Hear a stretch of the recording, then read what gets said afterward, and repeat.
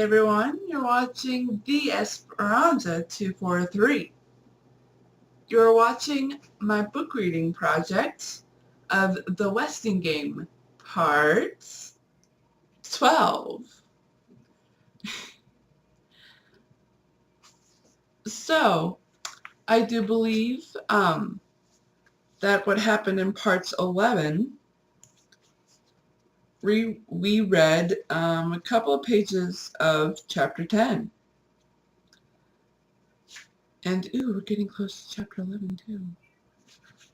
I guess what we read in part 11, part 11 was a little bit of a, wow, I don't know how to put it in words. It was basically just a party, everyone's in the same party, we're hearing what everyone's thinking. It's all just a whole bunch of jumble and mixed up conversations. Oy. And at where we stopped was at the bar. There was a problem at the bar. A long line had formed and it wasn't moving. Turns out it was just a group of them just talking about trying to get each other to blurt out clues and stuff when they're just confusing each other. Or at least they're confusing me.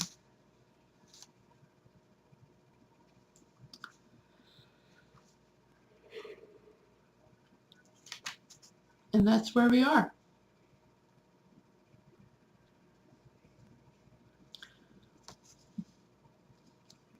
But I did study. Doug was arguing. The judge interrupted. I haven't had a chance to thank you for the delicious food, Mr. Ho. How long have you been in the restaurant business? Running up and down stairs is not studying, Ho said. Sadell Belaski butted in. Father and son, you look more like twins. You're equal partners with that Theodorakis kid, Ho continued. Why don't you insist on holding the meeting in our restaurant instead of that greasy coffee shop? Because some people don't like chow mein for breakfast, Sadell Pulaski replied. Oh boy. There you are, dear. Grace patted a stray wisp of Angela's hair into place. We must do something about your coiffure. I'll make an appointment for you with my hairdresser once the snow is cleared. Long hair is too youthful for a woman about to be married. I can't understand what got into you, Angela, coming to this party in that old checkered dress and those awful accessories. Just because your partner dresses like a freak. She's not a freak, Mother. I was just speaking to Mr. Ho about catering the wedding shower on Saturday. I arranged for little Madame Ho to serve in one of those slinky Chinese gowns. Where are you going? Angela! Angela rushed into Judge Ford's kitchen. She had to get away. She had to be alone, by herself, or she'd burst out crying. She was not alone. Crow was there. The two women stared at each other in surprise, then turned away. Poor baby. Crow wanted to reach out to the pretty child. She wanted to take her in her arms and say, poor, poor baby, go ahead and cry. But she couldn't. All she could say was, here. Angela took the dish towel from the cleaning woman and bunched it against her face to muffle the wrenching sobs. The guests jabbered on and on about the weather, about food, about football, about chess, about twins. Turtle was slumped on the couch, scornful of dumb grown-up parties. You'd think one of them would know something about the stock market. She missed Sandy. Sandy was the only one in this dumb building she could talk to. Remember that quotation, "May God thy gold refine"? Florenbach asked. Let's take a poll. I bet 10 cents it's from the Bible. Shakespeare, and make it $10. Oh my! Well, all right, $10. Together they made the rounds. 4 votes for the Bible, 3 for Shakespeare, and 1 abstention. Madame Ho did not understand the question. Sadell Pulaski voted for the Bobbsey twins. And how do you know those words were in the will? She asked suspiciously, too suspiciously. So that's what lost important business papers meant. Somebody stole the shorthand notes. Turtle smiled at the delicious nastiness of it all. I remember, that's all. If you remember so well, tell me what comes before that. Sadell challenged. I don't know, what? The secretary had an audience now. I don't mind telling you, but not if you ask like that. Theo said, please, not Turtle. Sadell turned toward him with what should have been a gracious manner, but she grimaced when the top of the crutch poked her in the chest. The exact quotation, she announced loudly, hoping she was right, is spend it wisely, and may God thy gold refine. Right or wrong, her guess was received with groans of disappointment. The heirs had expected more, a hint, a clue, something. It was time to go home. Chapter 11. The Meeting. A pale sun rose on the third snowbound morning. Lake Michigan lay calm, violet, now blue, but the tenants of Sunset Towers, on waking, turned to a different view. Lured by the Westinghouse, they stood at their side windows, scoffing at the danger, daring to dream.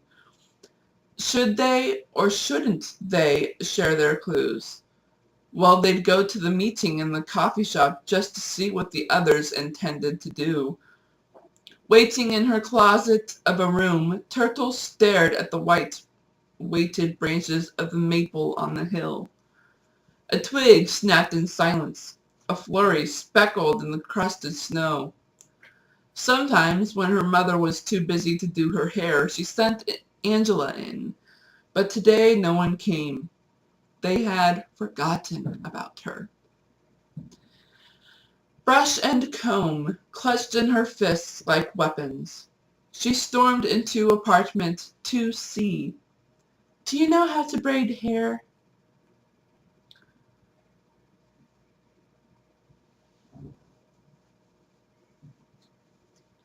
Florimba Bach's pudgy fingers, swift with the needle, were clumsy with a comb.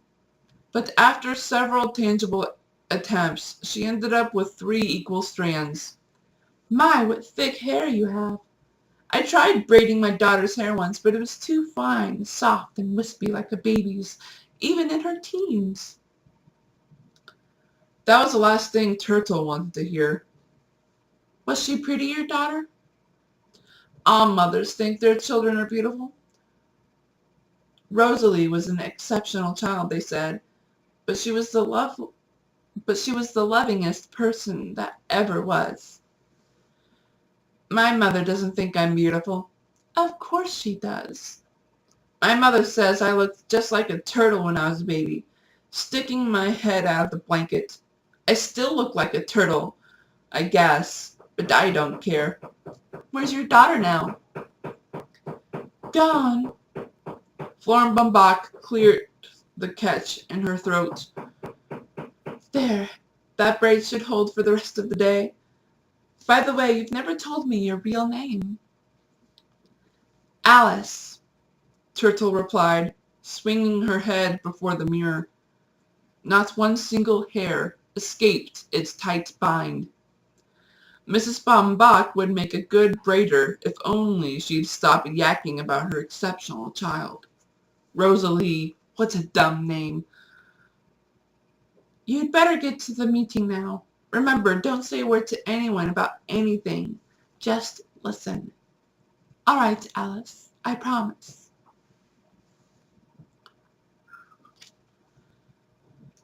Theo wheeled his brother into the elevator and read the new message on the wall.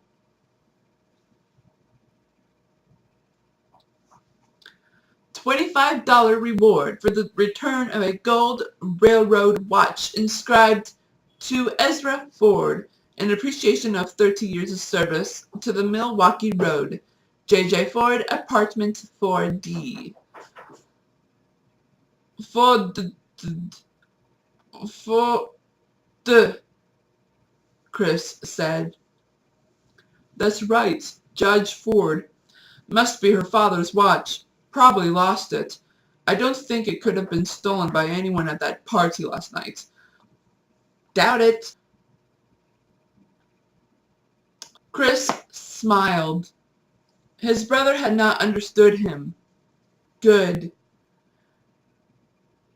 This might be an important discovery. Judge Ford's name was the same as her apartment number. Ford. 4D. Ah. Theo led the waiting tenants through the kitchen where Mr. and Mrs. Theodorakis handed out cups of tea and coffee. Ooh, tea sounds good right now. Sorry, we've run out of cream and lemons. Please help yourself to some homemade pastries. Walking into the coffee shop was like entering a cave. A wall of snow pressed against the plate glass window, scaling the door that once opened to the parking lot.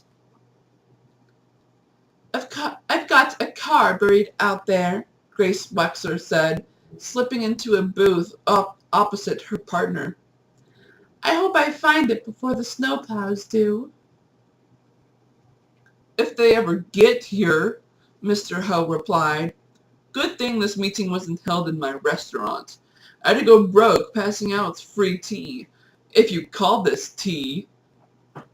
He held up a tea bag with contempt, then groaned on seeing his sweat-suited son jog in with a sweet roll between his teeth and vault over his hands onto a stool. Where's your daughter, the turtle? Grace Wexler looked around. I don't know. Maybe she's helping her father with his bookkeeping. Bookkeeping! Mr. Ho let out a whoop. Grace had no idea what was so funny, but she joined him in loud laughter. Nothing stirred people's envy more than a private joke. Thinking she was being laughed at, Sidel Pulaski dropped her polka dot crutch and spilled her coffee on Angela's tapestry bag before managing a solid perch on the counter stool. Clink, clink. Theo tapped a spoon against the glass for attention. Thank you for coming. When the meeting is over, you are all welcome to stay for a chess tournament. Meanwhile, I'd like to explain why my partner and I, called this meeting. I don't know about your clues, but our clues don't make any sense. The heirs stared at him with blank faces. No one nodded. No one even blinked. Now then, if no two sets of clues are alike, as the will says, that could mean that each set of clues is only part of one message. The more clues we put together, the better chance we have of finding the murderer and winning the game. Of course, the inheritance will be divided into equal shares. Sidel Pulaski raised her hand like a schoolgirl. What about the clues that are in the will itself? Yes, we'd appreciate having a copy of the will, Miss Pulaski, Theo replied. Well, equal shares doesn't seem quite fair, since I'm the only one here who thought of taking notes. Sidel turned to the group, one penciled eyebrow arched high over her red sequined spectacles. Her self-congratulatory pose was too much for Mr. Ho.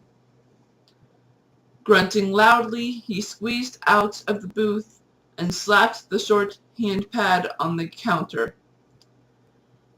"Thief!"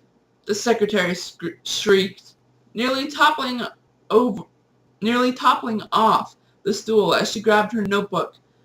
"Thief!" "I did not steal your notebook," the indignant Ho explained. "I found it on a table in my restaurant this morning. You can believe me or not, I really don't care, but because those notes you so selfishly dangled under our noses are completely worthless. My partner knows shorthand, and she says your shorthand is nothing but senseless scrawls, gibberish." I'm going to stop there and have the next video have the rest of this chapter, which chapter did I stop on anyways? Chapter 11?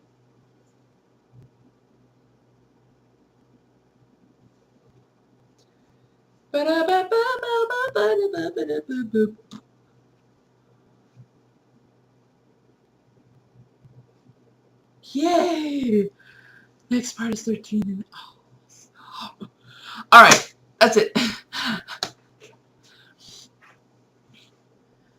I will see you guys in the next video. Hope you come back. This is the Esperanza 243 signing out.